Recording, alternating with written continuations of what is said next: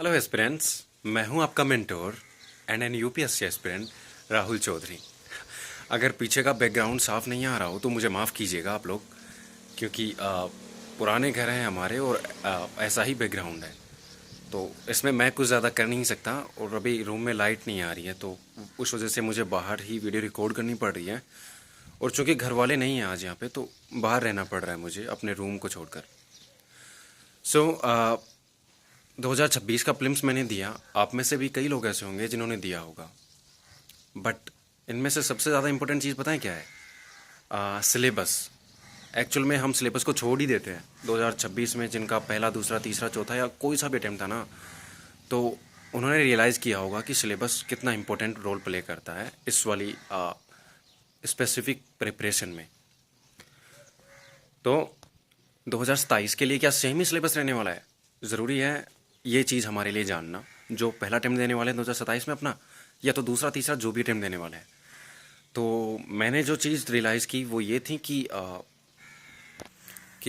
Syllabus से बाहर भी क्वेश्चंस आए थे। लाइक मतलब 6 कोर सब्जेक्ट्स होते हैं, लाइक इंडियन इकोनॉमी। इकोनॉमी के जो क्वेश्चन आए थे ना, वो इन द सिलेबस थे। एक आध क्वेश्चन करंट अफेयर्स का था, वो नहीं बनने वाले थे, वो किसी से नहीं बनने वाले थे, राइट। तो उसके अलावा ना the Indian polity and the geography, and इसमें फिजिकल जियोग्राफी मेन पार्ट होती है, पर इस बार क्वेश्चन कम किए हैं। पर फिर भी ये होता है, सब्जेक्ट्स बहुत मायने रखता है।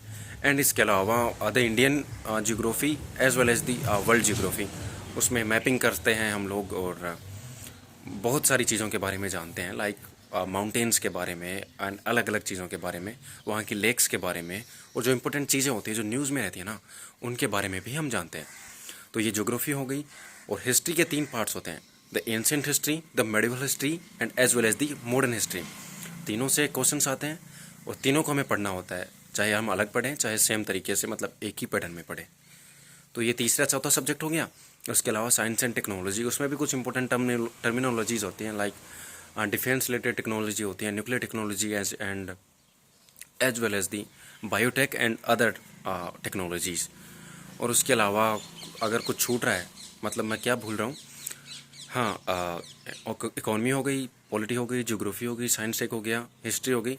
हाँ, तो ये मेजर सब्जेक्ट्स हैं। और एक होता है इन्वायरमेंट, उसमें इकोलॉजी, इकोटोन और जो बायोडाइवर्सिटी एंड द प्रोटोकॉल्स होते हैं, लाइक वर्ल्ड के अंदर जो बायोडाइवर्सिटी को कंट्रोल करने के लिए, या कार्बन एमिशंस होते हैं, मतलब जो जिस तरीके के मतलब डेवलप्ड कंट्रीज होती हैं ना, वहाँ की क्या प्रॉब्लम्स हैं इन्वायरमेंट को लेकर, और जो डेवलपिंग कंट्री हैं और उनमें क्या क्या प्रोटोकॉल बने हैं आज तक, तो उनके बारे में हम पढ़ते हैं और उनके बारे में यूपीएससी असल में पूछता है। तो आज तक पूछता आया था यूपीएससी, और ऐसा ही चल रहा था, राइट। तो अरे कहाँ गया? हाँ, यहाँ सही दिख रहा है, ओके। तो ऐसा कुछ यूपीएससी अपने हिसाब से पूछता आया था आज तक। 1995 से लेकर 2025 तक के मैंने पेपर सोल्व किए थे, पीओआईक्यूज, और सारे इन दिस सिलेबस थे, करंट अफेयर्स को छोड़ दिया जाए तो। पर इस बार जो अलग चीज़ पूछे ना, वो पता है क्या है? वो थी एक इंटरनेशनल रिलेशनशिप्स। पहले के सिलेबस में भी थी थोड़ा बहुत, पर सबसे ज़्यादा जो पूछा है, मतलब 10-12 क्वेश्चन आए हैं, तो इसको हमें एक अलग सब्जेक्ट्स के तौर पर पढ़ना पड़ेगा। ये हमारे लिए यूपीएससी मेंस में आता है आमतौर पर। जो जीएस पेपर 2 नहीं होता, उसमें होता है ये।